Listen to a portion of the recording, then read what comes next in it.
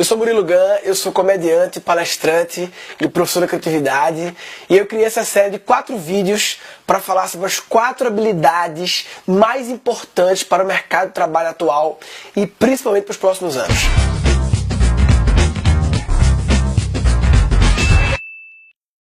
São habilidades assim que são muito pouco estudadas, muito menos do que deveria. Então, se você desenvolve essas habilidades, você se diferencia como profissional. Claro, né? Se poucas pessoas estão ligadas nisso, quem se ligar nisso vai se diferenciar.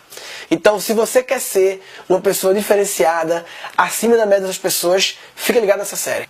2 detalhes importantes. As habilidades que eu vou falar, qualquer profissão precisa desenvolver essas habilidades. Qualquer profissão, sem exceção. Porque no mercado competitivo desse, todo mundo tem que se diferenciar. Segunda coisa, qualquer pessoa consegue desenvolver essas habilidades. Não é só para pessoas especiais, não exige nenhum talento especial. É para todo mundo, sem exceção. Aí você me pergunta, Murilo, mas se todo mundo precisa e todo mundo consegue, então por que todo mundo não está fazendo? Porque nem todo mundo está sabendo que precisa. Tão importante quanto precisar e conseguir é saber que precisa e que consegue. Poucas pessoas estão tendo acesso a um conteúdo como esse, poucas pessoas estão lendo os devidos livros, poucas pessoas estão frequentando os devidos congressos. Ou então, também acontece, as pessoas estão tendo acesso a isso tudo, mas não estão dispostas a mudar. Isso até é o mais comum, eu acho. Muita gente sabe disso, ouve falar sobre isso, mas não faz. E aí não adianta. E sabe por que não faz? Porque fazer, colocar em prática, significa mudar, fazer mudanças. E mudar significa sair da zona de conforto. E é louco que nós, seres humanos, nós somos muito bons em nos autoconvencer a continuar na zona de conforto. A gente é muito bom em enrolar a gente mesmo. E quando eu falo de mudanças, velho, que eu tô falando não é grandes mudanças. Ai meu Deus, eu vou ter que pedir demissão, eu vou ter que estopar da barraca, eu vou ter que virar artista, virar rico. Não é isso. É muito mais simples que isso.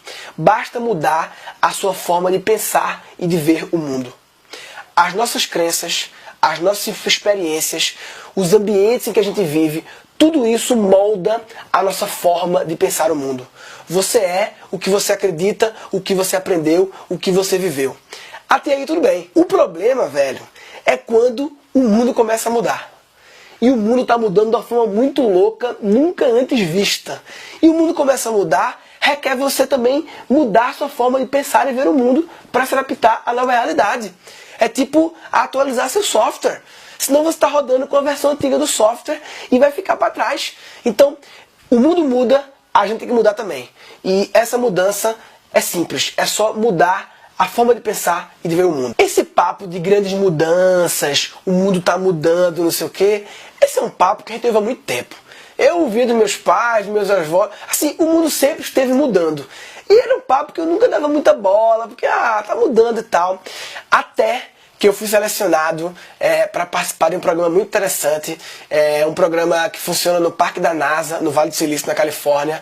É uma parceria da NASA e do Google, que eles juntam todo ano, uma vez por ano apenas, 80 pessoas para passar 10 semanas morando na NASA, apenas estudando o futuro e as mudanças que estão ocorrendo no mundo.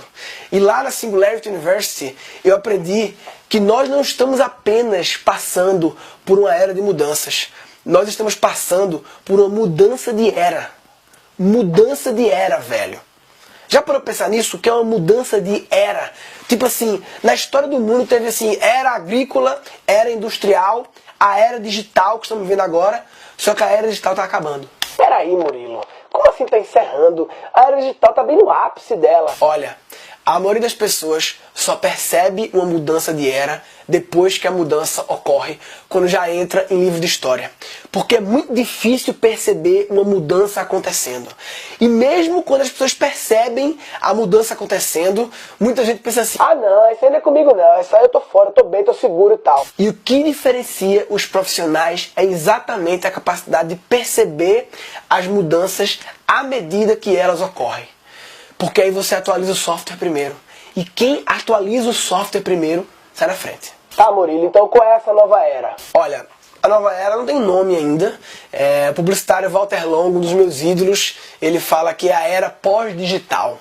Por que pós-digital? Porque é uma era em que o digital virou padrão, virou lugar comum.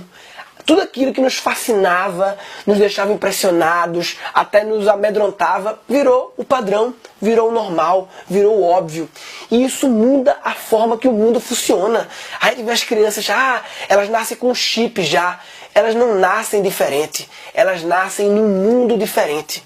E assim que elas nascem, elas ganham esse chip porque esse é o padrão do mundo novo que elas estão entrando. A gente vê, eu já vi criança mexendo em revista normal, tentando dar zoom.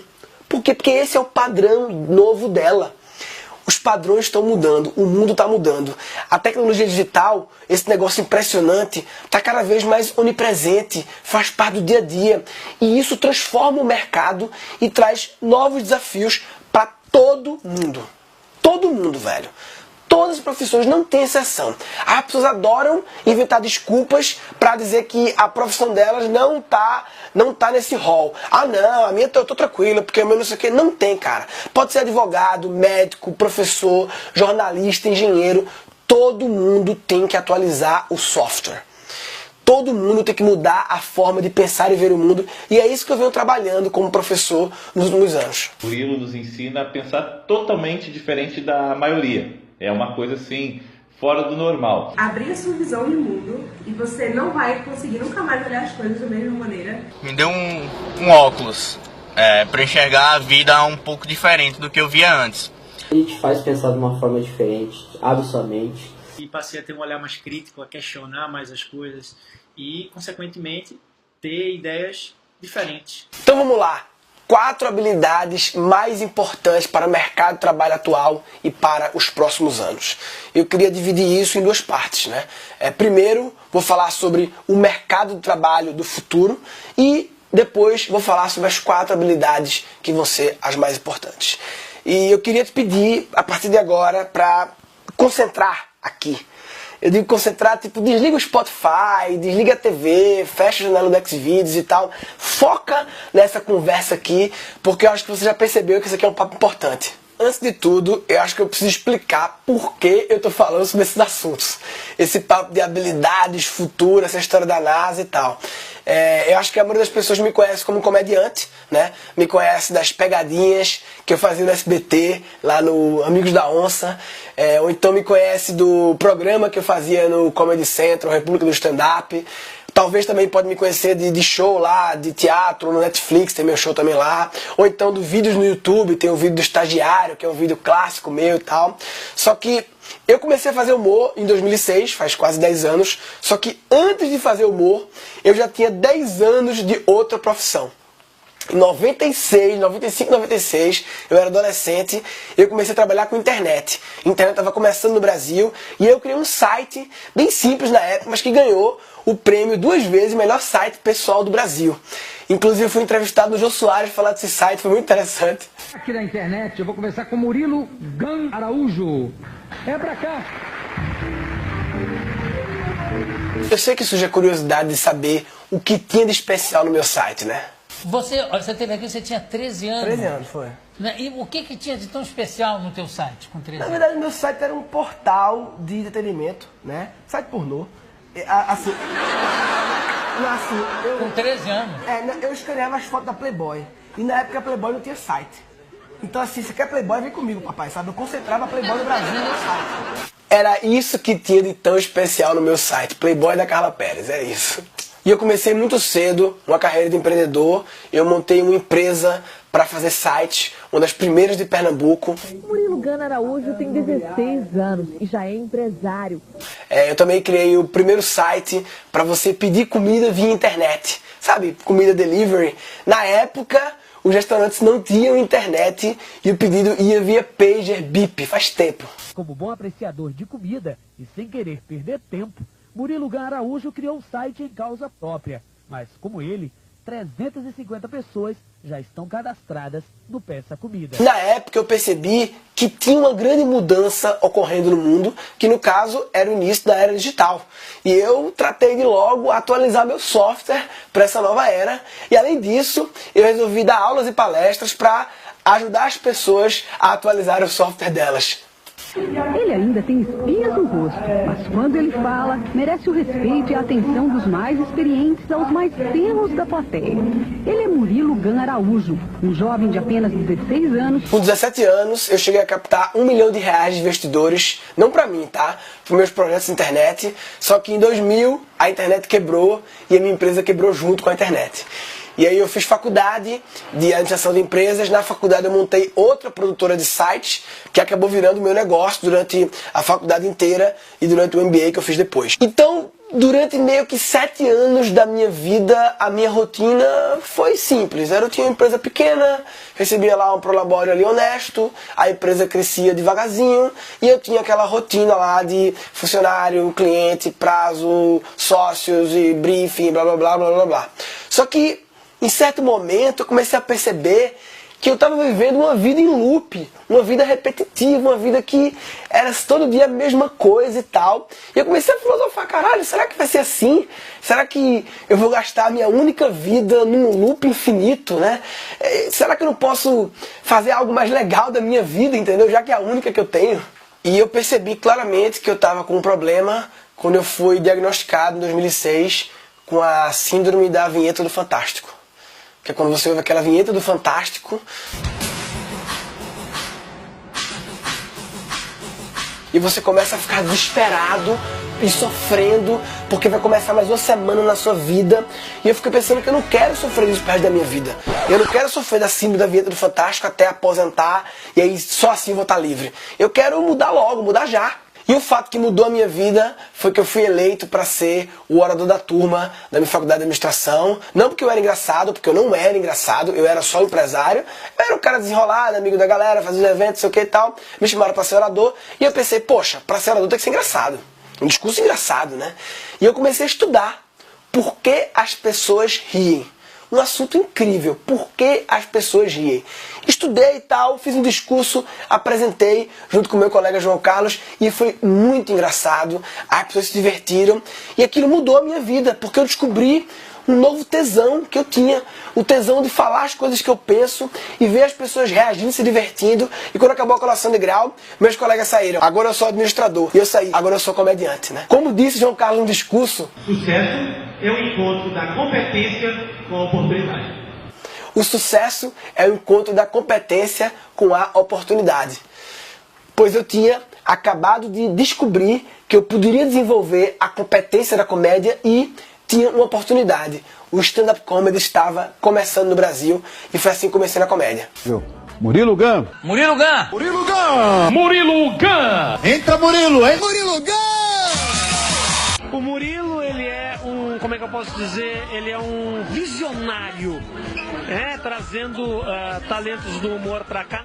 E o pessoal, na verdade, já tá bastante acostumado aqui em Recife por causa do Murilo Gan, que tem uma noite aqui em Recife muito bacana. Muito bacana estar aqui na praça, né? Ele tá ali pra casa, ele estudou pra isso. Ele se esforçou, né, velho? Bem, na comédia eu fiz um monte de coisa. Muitos programas de televisão, viajei o Brasil inteiro, tive uma carreira muito divertida e até hoje faço show aqui em São Paulo, toda sexta-feira no Hotel Renascença com comédia ao vivo. Só que em certo momento eu percebi que o humor poderia ser mais útil do que eu estava utilizando ele. O humor seria mais útil se ele fosse utilizado como uma ferramenta para entregar conteúdo. Ou seja, não humor como produto final que eu entrego, e sim como humor como um meio para entregar educação.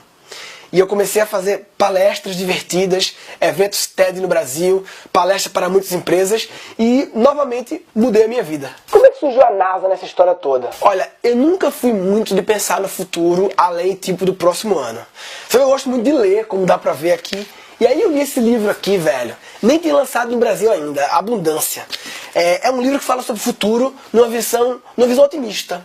O futuro vai ser melhor do que você imagina. Em vez de falar de catástrofe, guerra, mostrando como a tecnologia digital, como essa era pós-digital vai fazer um mundo melhor. E esse livro falava muito de uma escola, que é a Singularity University, lá no Parque da NASA, que juntava esse grupo de pessoas por ano para estudar o futuro. A princípio eu achei demais pra mim, só que eu sou abusado, gosto de pensar grande. Eu pensei, pô, quem sabe, né? Eu sou empreendedor, tive empresa, trabalhei em tecnologia, sou comediante, isso é meio sexy, resolvi aplicar, né? O máximo que eu posso saber, eu não. Fiz uma aplicação legal, apliquei, E os trouxas me aceitaram. E aí eu tive essa experiência incrível lá, 10 semanas morando nessa galera do mundo todo. Lá aprendi muita coisa, aprendi inglês, porque na verdade meu inglês era péssimo, meu inglês era nível Fisk, né? E eu aprendi vendo seriado na televisão. Pra mim foi um grande desconforto ir pra esse lugar lá, sem nem falar o idioma direito, eu era o que pior falava. No final das contas, tudo certo. Foi uma experiência incrível. Eu montei uma empresa lá, legalmente montei, chegou a registrar uma patente, a gente criou uma inteligência artificial para aparelhos auditivos para idosos. Nós ganhamos o campeonato interno lá, o Startup Week do melhor projeto, e eu fui eleito orador da turma e fiz um discurso histórico lá no Computer History Museum, o grande palco do Vale do Silício, para mais de 500 pessoas. Foi do caralho.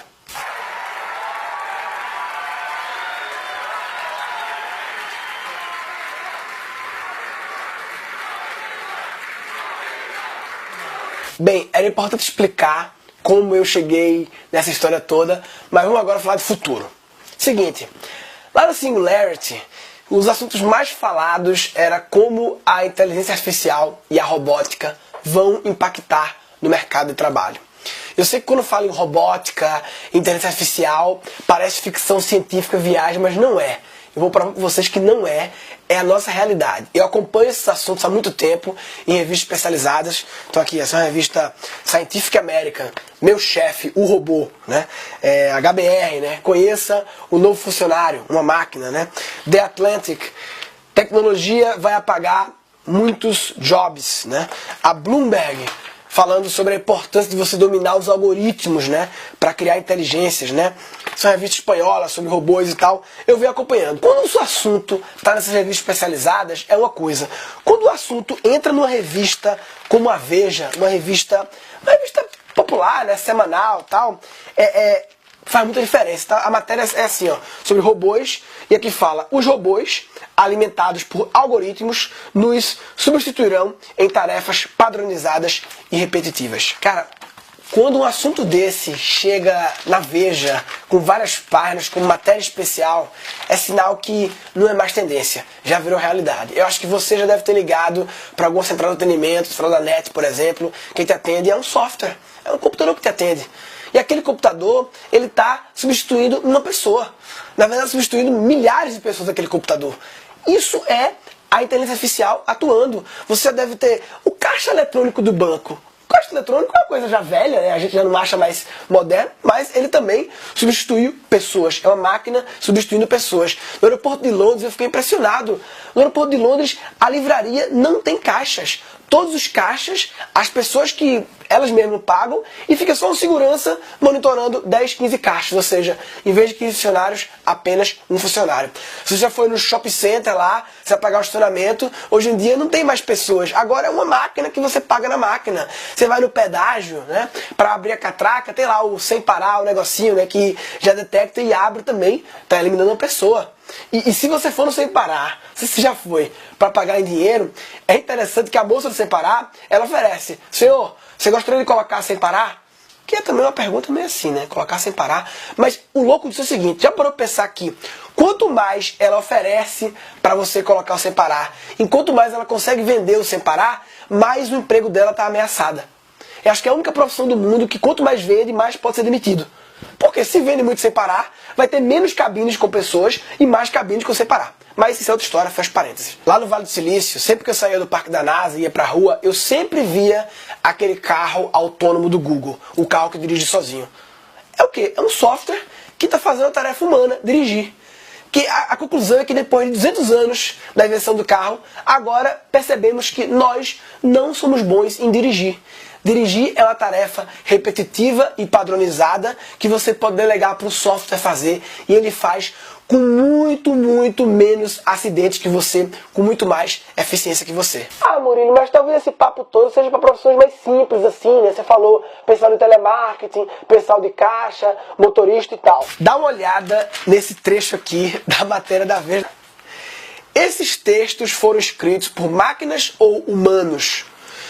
Algoritmos já são capazes de simular a habilidade humana de escrever notícias, romance ou mesmo poemas. Eu acho interessante esse trecho, habilidade humana de escrever. O que ele quer dizer com isso? Quer dizer que, até então, escrever era habilidade humana. Mas parece que agora os softwares estão começando a adquirir essa mesma habilidade. Igual ao maior poeta do mundo? Ainda não, mas melhor do que a grande maioria dos jornalistas, com certeza. É como se existisse assim, uma lista fictícia de todas as habilidades humanas que os computadores não conseguem fazer.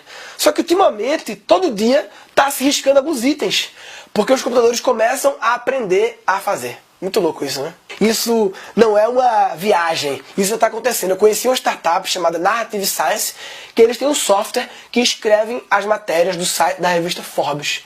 Isso já está acontecendo. O jornalista, que é uma profissão que teoricamente você pensa, não, aí está sempre protegido. Pois é, também está ameaçado. Sabia que nos Estados Unidos, os advogados, as pequenas causas, como a legislação lá é mais simples, elas são resolvidas por softwares. Na Holanda, a lei do divórcio é tão simples que não existe advogado de divórcio na Holanda. Tudo é resolvido digitalmente. Você que é médico, o médico, você pode ser um médico que faz tarefas repetitivas e padronizadas e aí vai sobrar para você. Se você é aquele médico que todo dia prescreve a mesma coisa, os mesmos sintomas vêm e você dá a mesma resposta, uma máquina talvez faça melhor que você. A IBM tem um projeto que a ideia é um banco de dados para catalogar todo o conhecimento da medicina, com todos os laudos, papers, estudos, pesquisas, num grande banco de dados e dar um supercomputador para acessar, processar esse banco de dados. E aí você pode ter talvez o médico mais eficiente do mundo para diagnosticar qualquer coisa. Inclusive a mesma máquina que ganhou do jogo de xadrez, lembra? Foi o Deep Blue, a máquina que ganhou do Kasparov, o maior jogador de xadrez do mundo. E essa agora é a evolução do Deep Blue, que é o Watson. Mas essa história é longa, fecha esse parênteses aí. Bem, faz muito tempo que eu sei dessa tendência das máquinas e da tecnologia substituir algumas atividades humanas e tal. O que eu não sabia é a velocidade com que isso está acontecendo. Lá na Singularity, o gráfico que a gente mais via era o gráfico da curva linear versus a curva exponencial. O que quer dizer isso? Lembra da escola PA e PG? Progressão aritmétrica e geométrica, né? A geométrica ela vai duplicando, ela cresce muito louca, a PA cresce mais devagarzinho. Então, uma progressão linear é uma progressão que cresce num ritmozinho que vai apenas adicionando linearmente um pouco mais. A progressão geométrica e o crescimento exponencial, ele vai sempre duplicando. Tá? E daí? E daí que as tecnologias, elas crescem sempre exponencialmente. É a lei de Moore, criada já há décadas já, né? A cada 18 meses, a tecnologia ela duplica a performance e reduz o custo pela metade, ou seja, é um crescimento exponencial. O problema é que nós pensamos linearmente. Quando a gente vai prever o futuro, a gente pensa assim, a gente olha para o histórico do passado, tenta lembrar qual é o ritmo de crescimento daquela coisa e a gente projeta para o futuro naquele mesmo ritmo de crescimento linear. Só que a tecnologia está cagando para a sua forma de projetar o futuro. Ela está crescendo exponencialmente e você que se vire para acompanhar. Então isso, cara, foi uma mudança de mindset para mim na Singularity muito grande de como pensar exponencial. Nós subestimamos muito as coisas. Ah, vai demorar demais para isso acontecer e tal. E vem e acontece, porque cresce exponencialmente e quando a gente viu, já foi. Cara, isso mudou o meu conceito sobre o futuro. Porque o que eu achava que talvez demoraria 50 anos, eu agora percebo que talvez chegue em 10 anos. Por isso tem que atualizar o software urgentemente. Tá, Murilo, tô ficando assustado com esse papo já, rapaz. Tu vai dar merda, o que a gente faz? Tem notícia boa. Sabe qual vai ser o diferencial do ser humano? Ser humano. As habilidades que são intrinsecamente e unicamente humanas é o que vai diferenciar a gente dos não humanos. As máquinas, os softwares e por aí vai. Eu criei uma teoria sobre isso, que são as 4 habilidades mais importantes para o mercado atual e para o futuro. Essa teoria minha é uma combinatividade, uma combinação de várias coisas que eu vi. Primeiro, de uma teoria do ano que eu nasci, 83, do Howard Gardner, o livro Estruturas da Mente, que é a teoria das múltiplas inteligências. Eu peguei essa teoria e eu combinei com um paper de Oxford, de final de 2013, que fala sobre o quão suscetível os empregos estão para automação, e combinei com a minha experiência de 10 semanas na NASA ano passado. Eu combinei esses 3 conceitos e cheguei nas 4 habilidades que eu acho que vão fazer a diferença hoje e amanhã. Bem, eu vou deixar as 4 habilidades para o segundo vídeo dessa série. Também gostei. Olha, Eu aposto que quando você ouviu falar que era 4 vídeos e 4 habilidades, você imaginou que ia ser uma habilidade por vídeo, então você só iria saber as 4 habilidades no último vídeo, e agora você vai saber as 4 habilidades no segundo vídeo, então você tá em vantagem, velho. Outra coisa, é legal porque cria esse clima de suspense pro próximo capítulo. Oi, oi, oi, oi, oi, oi.